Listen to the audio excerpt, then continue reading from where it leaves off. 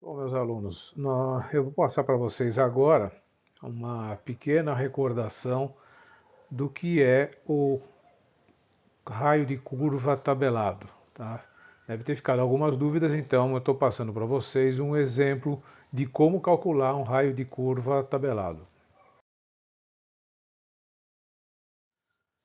O exemplo que nós vamos levar em consideração para calcular um raio de curva tabelado é um exemplo que nós já fizemos, que é referente a uma locação de uma curva circular com 200 metros de raio.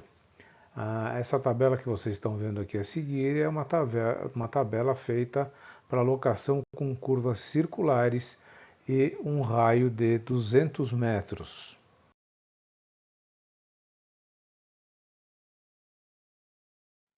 Nós vimos nesse exemplo que a gente estava utilizando um raio de 200 metros. Nós tínhamos uma deflexão para uma corda de 10 metros de 1 grau, 25 minutos e 57 segundos. E uma deflexão por metro igual a 0 grau, 8 minutos e 36 segundos. Para uma corda de 1 metro, ou seja, deflexão por metro. Esses valores, normalmente quando a gente calcula e dá muito valor quebrado, a gente tem que acabar arredondando ele, o que causa uma certa imprecisão. E também você com equipamento convencional, você locar no campo com esses valores de ângulos muito quebrados, dá lá uma certa dificuldade na hora de locar esses arcos no campo. Tá? Então, para evitar esse tipo de problema, ou seja, para evitar o problema de ter arredondamento e ter a dificuldade de fazer a locação disso com equipamento convencional, é que a gente utiliza esses raios de curva tabelados. E como que a gente vai fazer isso daí? Nós vamos ver a seguir o critério que nós vamos utilizar para tornar essa operação mais fácil.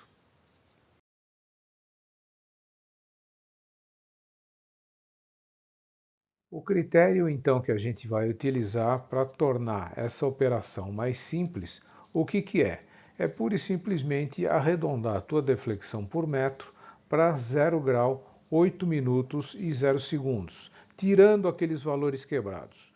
Isso o que vai acontecer? Nós vamos ter, portanto, uma deflexão para uma corda de 10 metros de 1 grau, 20 minutos e 0 segundos. Então, vocês podem ver que a gente tirou aquele monte de quebrados da conta, né, dos valores.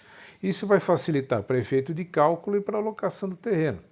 Só que o que acontece quando a gente faz isso? Nós vamos alterar o raio de curva circular original.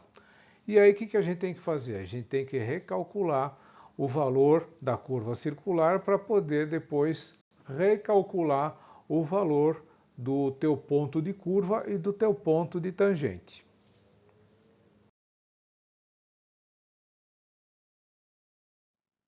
E como que nós vamos calcular esse novo raio de curva circular simples? Com aquelas equações que a gente já conhece, sendo que uma delas é a de grau de curva, onde você tem que 2 vezes o arco seno da tua corda dividido por 2 vezes o raio da curva circular simples. Isso é uma das equações. Segunda equação, a deflexão para uma corda de x metros, onde você tem o grau de curva dividido por 2. Você combinando essas duas equações, você vai ter que o teu novo raio de curva circular simples é o quê? A tua corda dividido por 2 vezes o seno da tua deflexão para a corda considerada.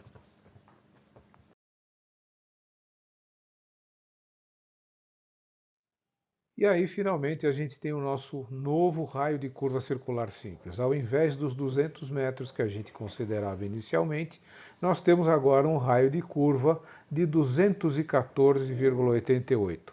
Pode parecer um valor quebrado, mas o que acontece? Vocês vão ter muito mais facilidade na hora de fazer a tua tabela de locação, não vão precisar arredondar os valores, tampouco vai ser difícil locar com equipamento convencional esses valores no campo.